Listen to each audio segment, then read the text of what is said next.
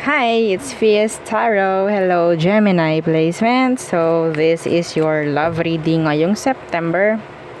Pagdating sa new person and sa person on your mind mo. Okay, so on your mind mo. Ano daw? So, yeah, unahin muna natin yung new person, ha? Okay, so, yeah, if you're attracted sa kung sino, okay? Ngayong September, yan, tingnan natin. Syempre, before tayo mag-start, kung hindi ka pa nakakapag-subscribe, please do subscribe and hit the notification bell para lagi po tayo maging updated sa mga mangyayari pa lang. And syempre, kung meron pong tanong pagdating sa private reading, just message me sa akin pong FB page for more info. Ganon rin po pagdating kay Perception of Light. And sa mga naghahanap naman ng healer, kay Kuya Dingsi naman po tayo magme-message. Okay? So, yeah.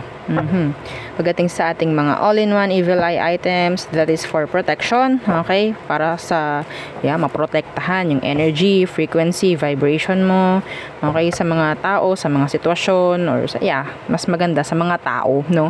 Na nagbibigay ng negativities, no? Nagbabato ng negativities pagdating sa'yo. Okay? So, yun po ang role ng ating mga evil eye items. So, ito yung ating bracelet. So, dalawa sila. Okay, tanong na lang kayo kay admin.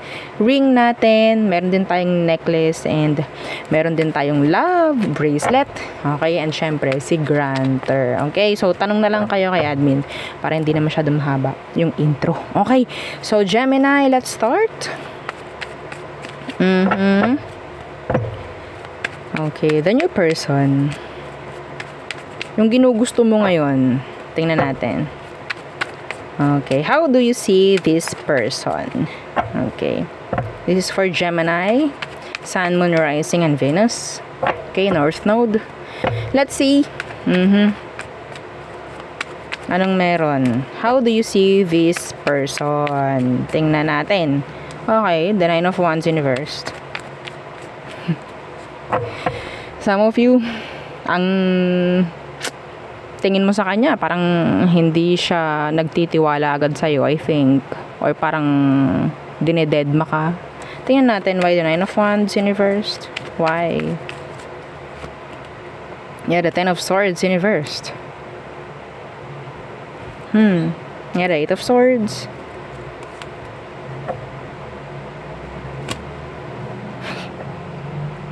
Pwedeng fire, pwedeng air. So, you see this person as someone na talagang parang nahihirapan ka, no? Na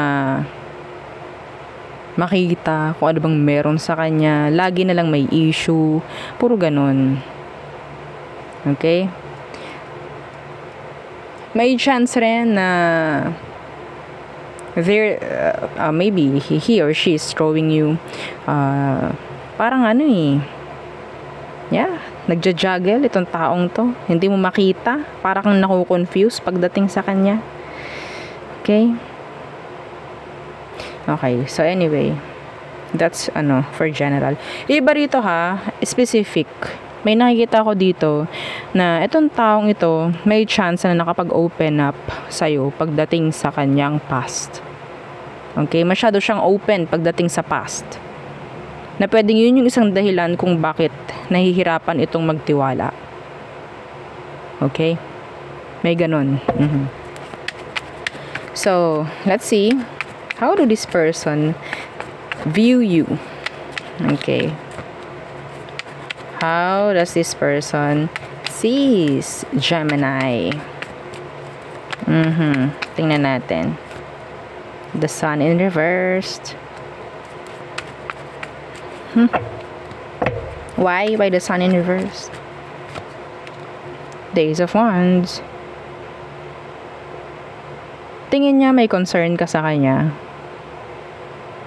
Okay? Tingin niya interesado ka sa kanya. Yeah. Some of you, nalilito siya kung bakit ka ganun pagdating sa kanya. Ano po yung ganun? You're open, actually. Yes! Yeah, may mga action ka na pwedeng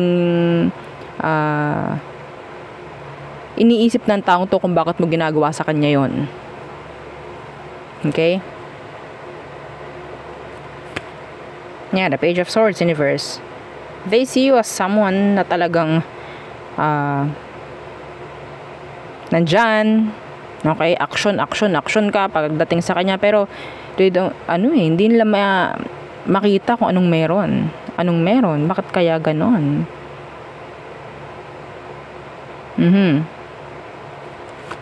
Okay, yeah. Meron ditong bigay ng bigay.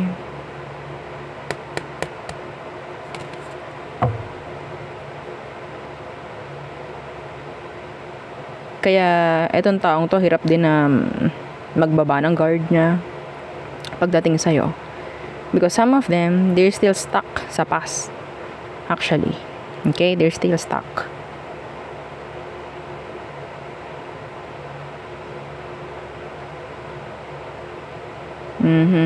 They find you attractive though. Yeah, they find you attractive. Physically attractive. Physically attractive. Okay. So, ano bang emosyon niya towards you, Gemini? Ano ang emotion ng taong to pagdating sa'yo? The Nine of Swords in reverse. They doesn't give an F. Yeah. Okay. Not stressing out. Why? Why the Nine of Swords in reverse? Temperance in reverse. Yeah. Hindi sila bumabalanse sa kung anong meron sa inyong dalawa. Okay? Yeah. I think some of you this is specific. Kaya hindi siya totally nag-give in dito sa kung anong meron pagdating sa inyong dalawa. Dahil na rin siguro sa iba sa inyo sa mga past situation na meron kayo. Ikaw, Gemini, okay? Yun yung isang dahilan. Kaya hindi siya totally nag-give in dito sa kung anong meron sa inyong dalawa. Okay? So that is why they're sabihin natin guard nila is talagang naka-up. Okay?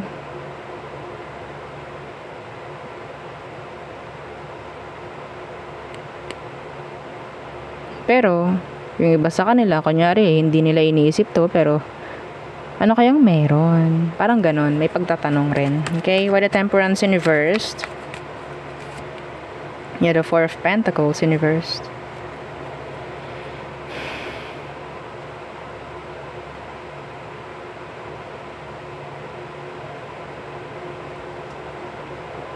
It's like emotion niya pagdating sa'yo is open. Open, pero may limit.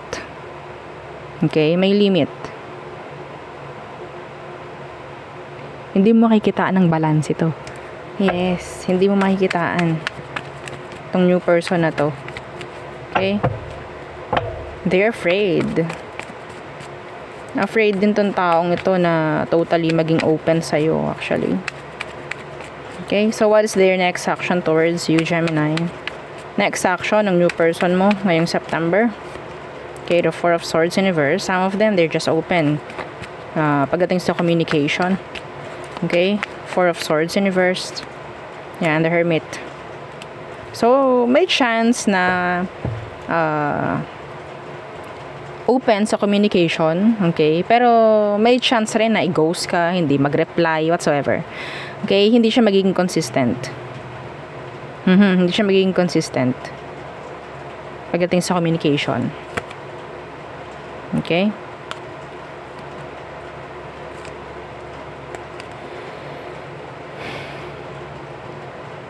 Hindi malhabong i-ghost ka lang nito. Itong new person na to. Pwedeng Virgo. Kahit sabihin natin attracted siya. Or attracted ka. Parang ganun. Okay? So,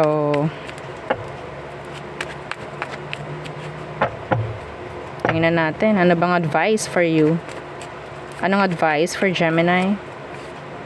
The Judgment in reverse. Oo. So, kung anong ginagawa niya, ganun din ang gawin mo. They are not open. Ikaw rin dapat ganun. Bakit? Strength. See? Mag-guard up ka. Okay? Mag-guard up ka.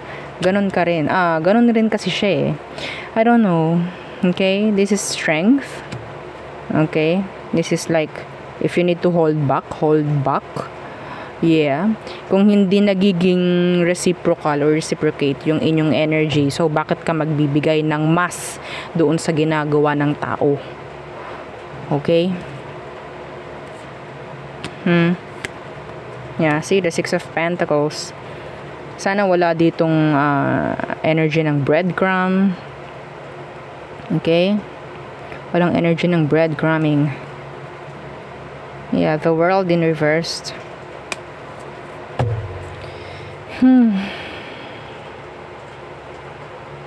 And yeah, iwasan nyo rin yung mag-expect ng something. Okay? Madi-disappoint lang kayo actually.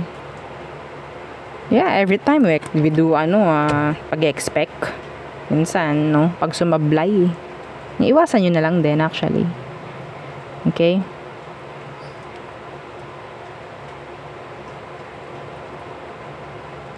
Even though ina-admire ka nito, kung hindi rin naman siya totally magiging open,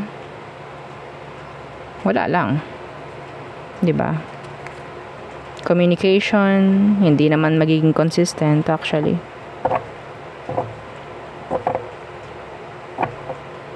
Okay, may possibility ng ghosting dito sa new person.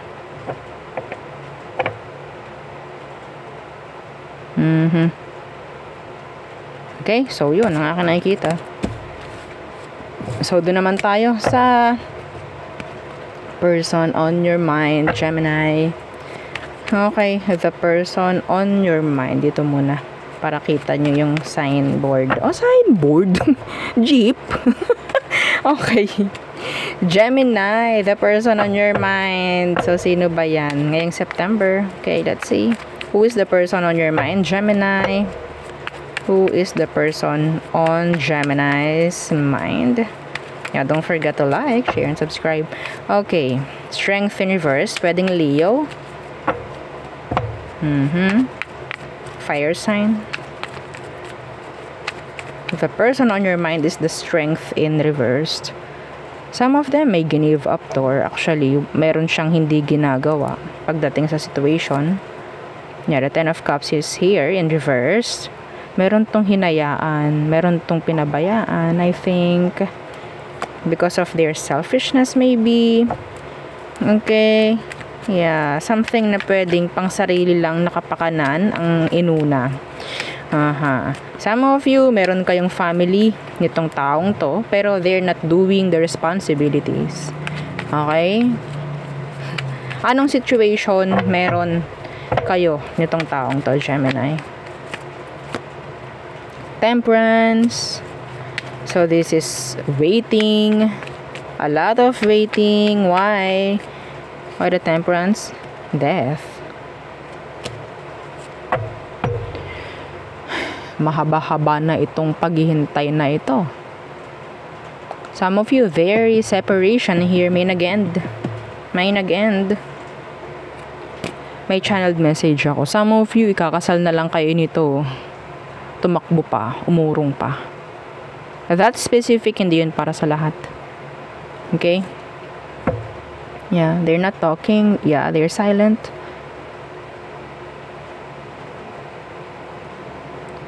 Itong taong to,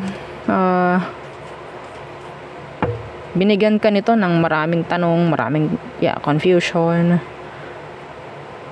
Okay?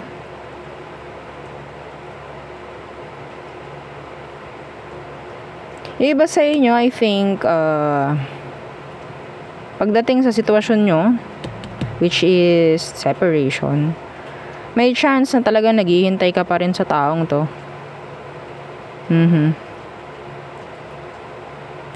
Maghihintay at maghihintay. Hanggat kaya. We have here Sagittarius, Scorpio. What is their current feelings pagdating sa inyo? Yung iba sa inyo, umaasa kayo na may mababago pagdating sa sitwasyon ninyo. Let's see. What is their current emotion, current feelings? The Knight of Cups in reverse. They're not being consistent. Okay, this is being hot and cold. The Knight of Cups in reverse. Why?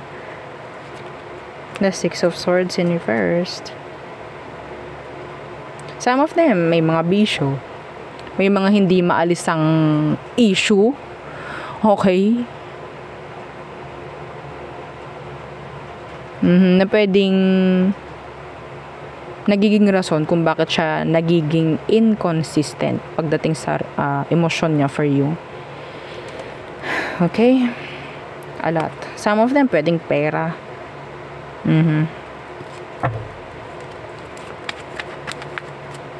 What's with the Six of Swords in reverse? Let's see.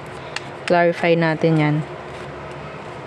The Page of Cups in reverse. Their maturity. Okay, their maturity. Yeah. Some of them, they're still into barkada. Okay? Mas pipiliin nila yon kung sila ay talagang parang feeling nila is single, pipiliin nila yon. Okay? Ganun. So, what is their next action towards you, Gemini? What is their next action towards you this September? Okay, the Four of Swords in reverse. Some of you, you will get, a message from this person. Some of you. Okay? Yeah, the Page of Wands. Yung iba naman, hindi ito direct na message. They will just get, maybe, your attention ngayong September. Okay? Yeah, trying to breadcrumb you, love bomb you. Some of you, meron dito nga, tawag dyan, make-up sex na pwedeng mangyari ngayong September sa inyong dalawa. Yeah, the Two of Cups is here. Okay? Make-up sex.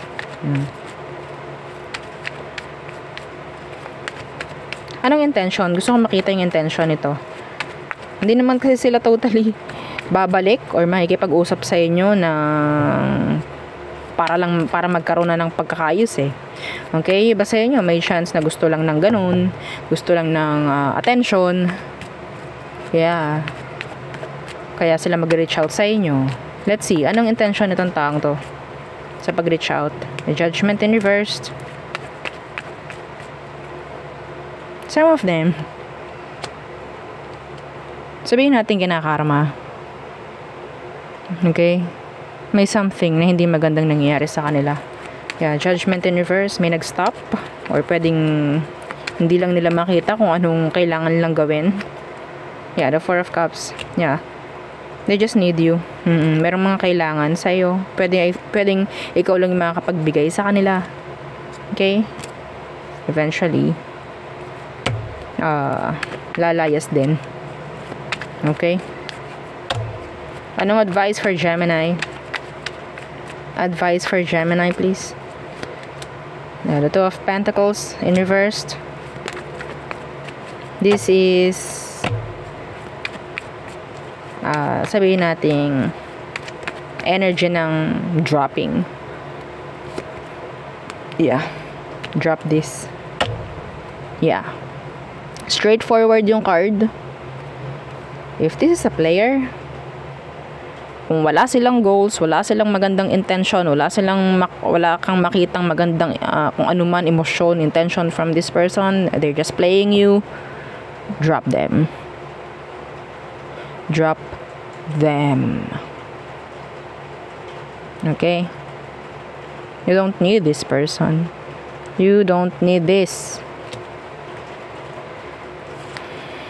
The Knight of Pentacles in reverse, the Nine of Swords. Stress ang aabutin mo sa taong to. Ngayon pa nga lang. Yeah, drop it. Drop them. The Ten of Wands in reverse. Sa totoo lang, burden na sa'yo to. 'Di ba? Taas ang kamay na nakakaramdam na burden na to. This is a burden. So, wag mo na i-shoulder lahat-lahat ng problema. Bawas-bawasan mo. Ito yun. Bawasan mo. Okay? So, yun. Ang aking nakikita for you, mga Gemini. Again, yeah, don't forget to like, share, and subscribe. And follow our FB page. Thank you. Bye.